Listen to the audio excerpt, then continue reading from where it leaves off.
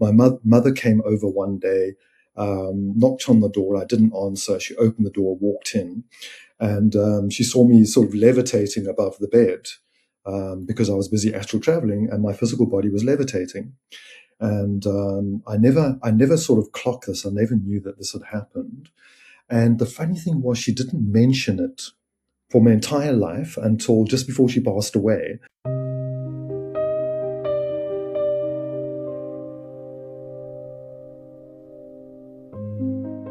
Hello, everybody. I'm Cindy Holmes, and I'm excited about our energy healing conversations and specifically this series on spiritual awakening stories.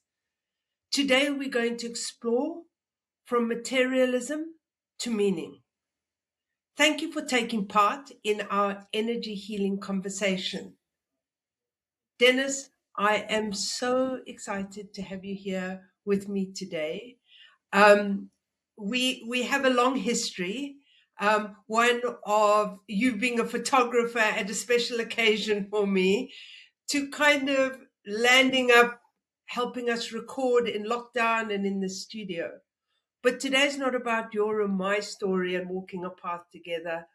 I really want us to do a deep dive into your story. But before we start, please tell the audience a little bit about you, and then we'll dive into the juicy bits. Okay, thanks, Cindy. Absolutely wonderful to be chatting with you again. So very briefly, I think my long-term background is international photography. So I've actually just retired from that. But alongside that, there's two things that I do. One is teach Pilates. So I'm a Pilates instructor, as you know, which fits in beautifully with the spirituality and the healing that I tutor. So, I do healing sessions in my own space, but also I enjoy working with the school as a tutor of meditation, spirituality, and healing. So that's basically where I'm at. Fantastic.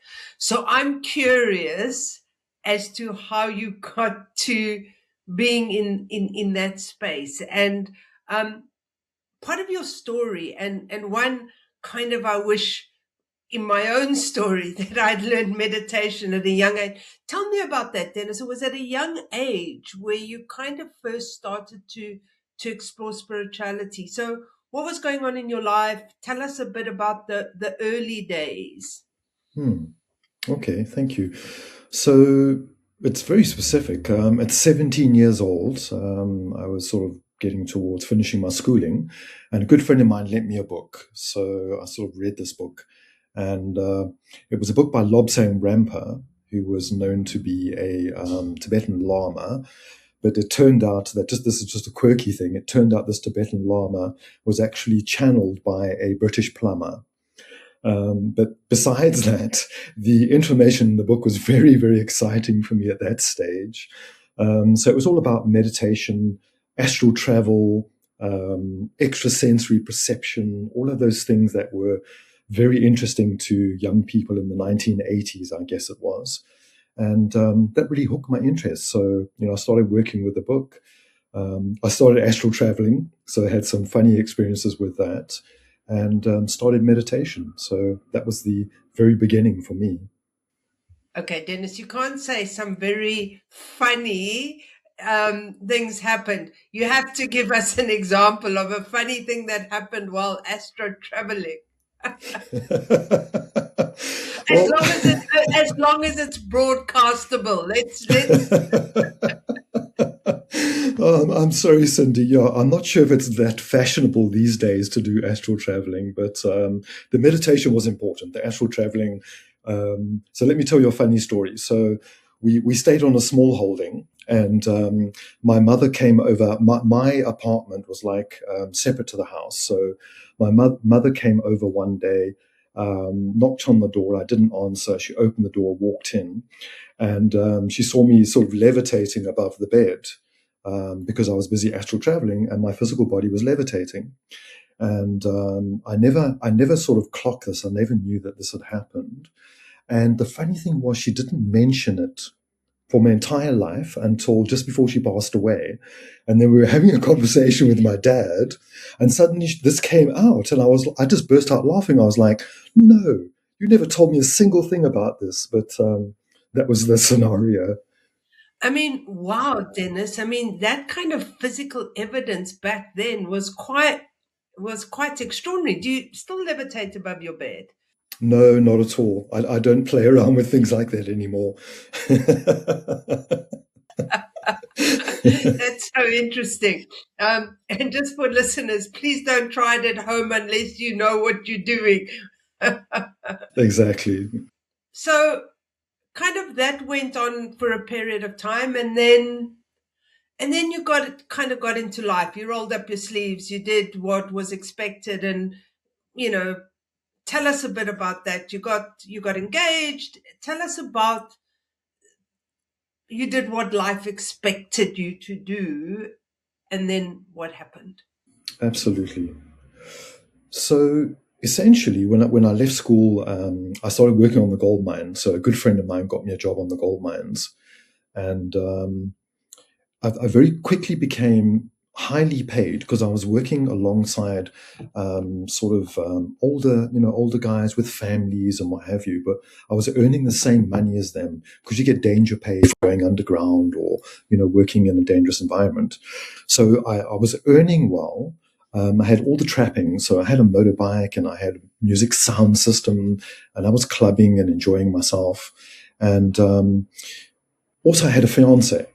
So, I had everything, but I felt like all of those things were stifling my spirituality. So it was hard to find time to meditate. It was hard to find time to, sit quietly and further my spirituality. So the crisis point, I had a motorbike accident. So a few guys, it was drunk driving, a few guys, I was heading on my way to work, and the three guys in the car sort of turned in front of me at the traffic lights, and I hit them. Witnesses said I flew over the car, landed on the floor. I blacked out totally, so I don't remember anything from the impact on. And then I fractured vertebrae in my back. So it was a near fatal accident. The motorbike was written off. I landed up in hospital. I had to wear a corset like a brace. So that was kind of like a pivot point, sort of like, okay, well, I've kind of been given I'm here, I'm still here, I'm still alive. What do I want to really do with my life? Do I just want to keep existing, or can I make something more of this? So I think that was the catalyst that started me thinking I need to change. Okay. So you had a meditation practice, and you were kind of doing some form of spirituality. And then what did this crisis look like for you? Like what then happened? Well, so during that period from like 17 till about, I think it was 21, 22, when I had the accident, um, in those days, there wasn't like beautiful organizations like the school or different teachings that you could tap into. So I was very much alone in my journey. So I was practicing Raja Yoga, which is the science of meditation, but just through books. And then I also sort of got interested in Tai Chi, but also just through books, so I couldn't find any teachers or organizations to help me at that stage. So I just felt totally stifled. So I decided one day that I was going to give up that life and start over again. So essentially, I gave up my job. This is over a period of about 3 months. I gave up my job, packed my bags like hiking equipment and what have you, let my fiance know that I was going to break off the engagement. Although I have to say, at that stage, it was pretty mutual. It wasn't going very well, and it wasn't working out anyway. So I literally just gave up that life, hopped on a plane, and then flew down to one of the coastlines of South Africa, and then started walking, which I did for 6 months. So can you be more specific? What coastline did you land on? Did you go down to the Cape, or did you go to KZN, or? Well, I grew up in Joburg, so that's where I started. So I flew down to East London, so the coastline of East London. Never been there before, never been to Cape Town before, and yeah, then I just started walking, hiking, hitching sometimes. And yeah, and I walk through forests, I walk coastlines, I stay by lagoons. The whole idea was to meditate, practice Tai Chi, and then try and live off the land, or live as frugally as I could. So that's what I did for 6 months, and then ended up in Cape Town.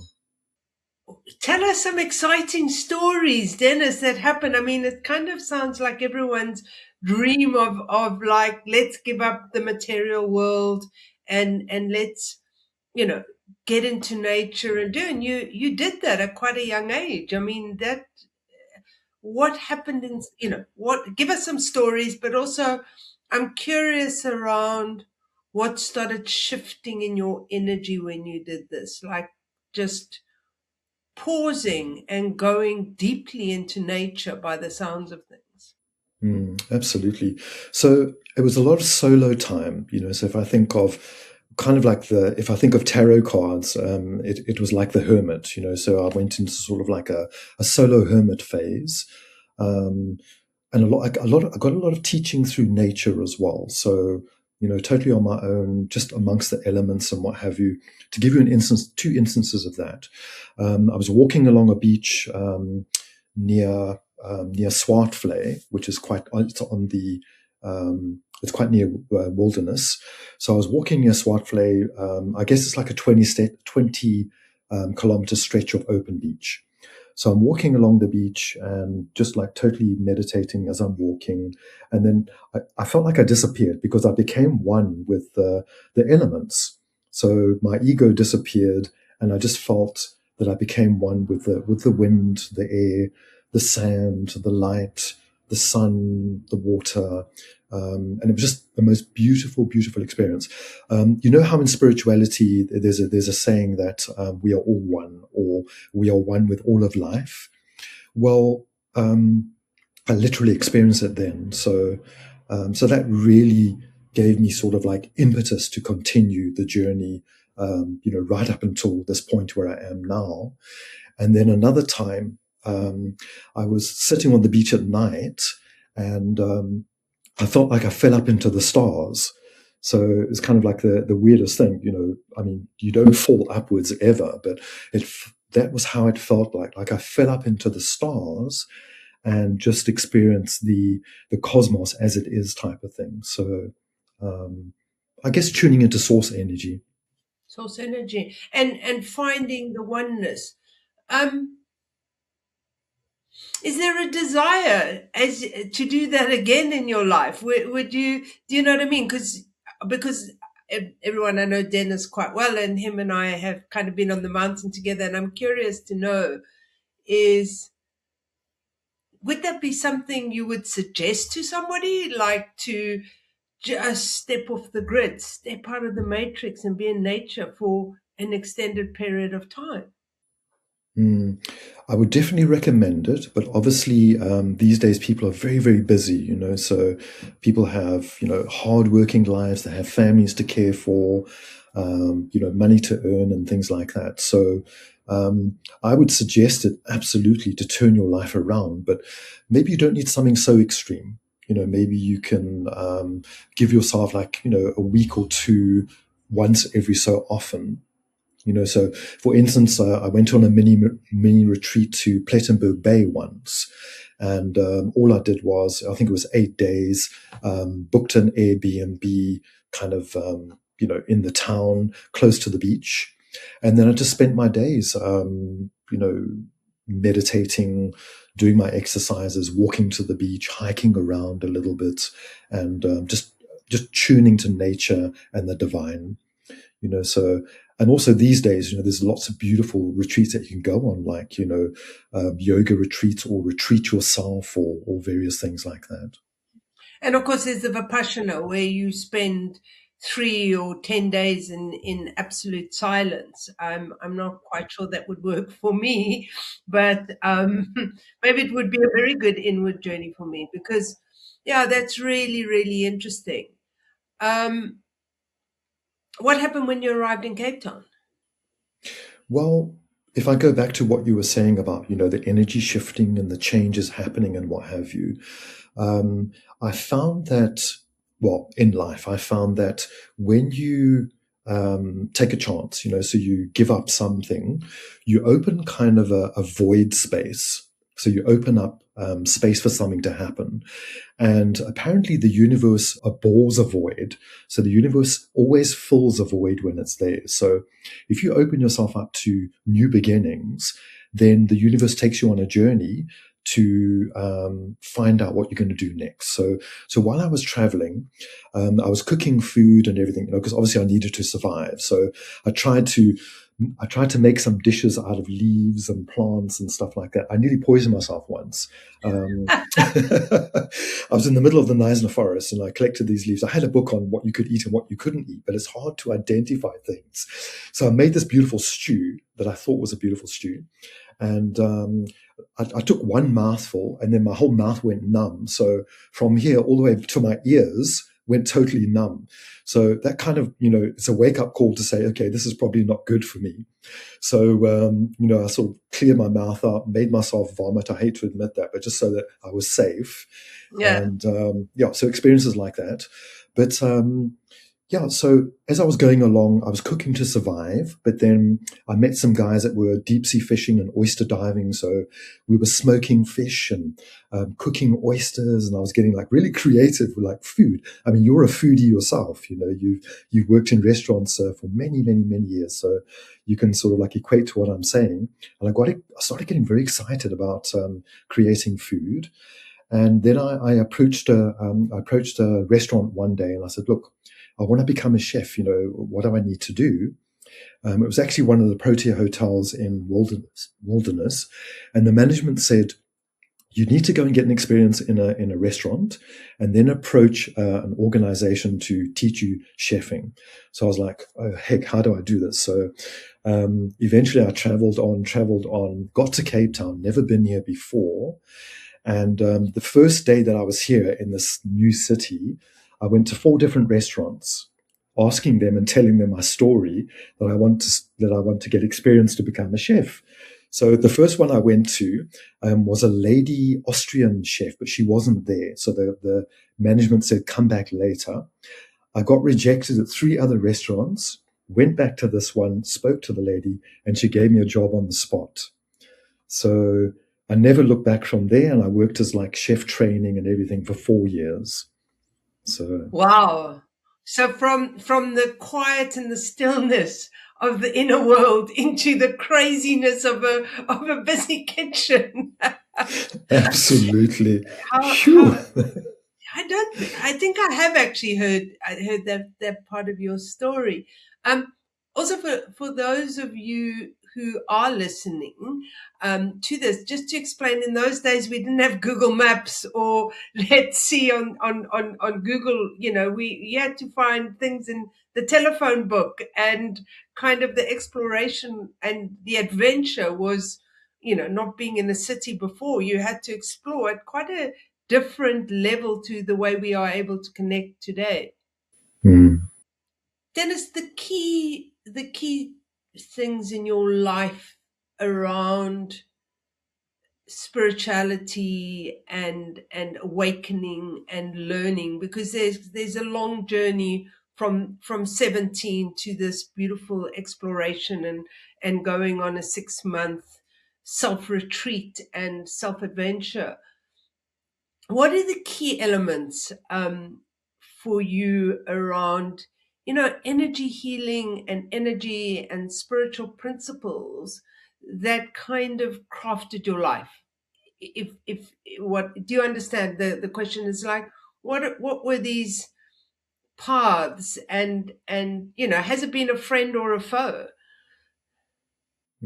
good question. So my experience is it's never easy. So we can talk about following your heart, right? Right, Cindy. We often talk about that, So following your heart is never easy, So it's not the easy road because you're taking the road less traveled. So Yeah, so it gets tricky. You get into trouble sometimes, but eventually, you're carried through it by the divine or the universe. So I would say, to answer your question, meditation is the absolute mainstay of everything. I would say meditation or mindfulness. Not everyone can meditate, so mindfulness would be a shorter version of meditation, but definitely meditation, and also movement meditation. So if I talk about movement meditation, I'm talking about hiking or yoga or Tai Chi, Qi Gong, anything like that. Even Pilates is a very sort of good movement meditation in a way, although it's not as spiritually oriented as the others. So yeah, I would say meditation and movement meditation. And then you mentioned healing. And what I've come to see is I come to see healing as the practical aspect of spirituality. So you can sit in spirituality, and it's very beautiful, and it's what we want to do in life. But then, if you want to get practical, then it seems like healing is the way to go. Whether it's healing of yourself or working with healing others. And then as a career in photography, do you think that the two kind of aligned where because we spoke about earlier, this existential crisis where you had, you had the motorbike accident, you went back into yourself. Did you kind of expand and contract into going back into what was expected of you? I mean, you have a family, it's not like you became, a monk and spent your time meditating in the night in a forest your whole life. You worked as a chef, a photographer, and kind of, I think for people in their journey, I'm curious around the balance of the two and the expansion and the contraction through your life. Absolutely. So yeah, balance, as you mentioned, balance is definitely key. Um, in my younger days, before I sort of like matured a little bit, that would have been my choice actually. To stick with that 6 month being solo, find a cave somewhere possibly, and then just do the Hindu thing, or the Tibetan monk thing, and just be on my own. So that would have been my choice, but I guess life has other things, built in for us, type of thing. And when I landed in Cape Town, I very quickly met my life partner, who is my wife now. We've been married for 34 years, I think it is. Known each other for 38 years. So I very quickly, instead of being able to escape from things, I very quickly tuned into, living a practical life in this lifetime. Um, I once had a spiritual teacher, Dr. Machtel Shackleton. She was a physicist, and she was the most brilliant individual. And she used to channel. She used to write books on channeling. She might have spoken at your 8 o'clock club or your 7 o'clock club at one stage, because you had this beautiful platform where people could speak about spirituality and psychological healing and all different things. And I'm sure she did some channeling on your platform. She did indeed. She gave me a reading one day. So she was very psychic, and she gave me a reading. She used to channel Archangel Michael and Jesus and Sananda and what have you. And she gave me a reading one day, and she sort of like stopped and looked at me, and she said, "You are living many lifetimes in this one lifetime, aren't you?" And I was like, geez, you know your stuff. You really know your stuff. I've given up my life and changed it a couple of times. I mean, to date, I've had 9 different career paths. So she was kind of spot on. But yeah, going back to that balance. So the the photography was a way of earning a living. It was also an expression of creativity. So creativity is a beautiful part of spirituality. Whatever your medium. So that was good. But then a lot of it was commercial photography. So that was quite different and what have you. So very much earning a living, but I tried to give it my all so that the people I was working for benefited. So if I was photographing a wedding, I would try and uplift the bride and the groom, and just be a kind of a loving presence, in whatever I was doing. So sometimes I would get quite depressed with the photography and think this is not what I should be doing. But sometimes it was really awesome, when I traveled overseas, beautiful settings and what have you. But I always meditated along the way.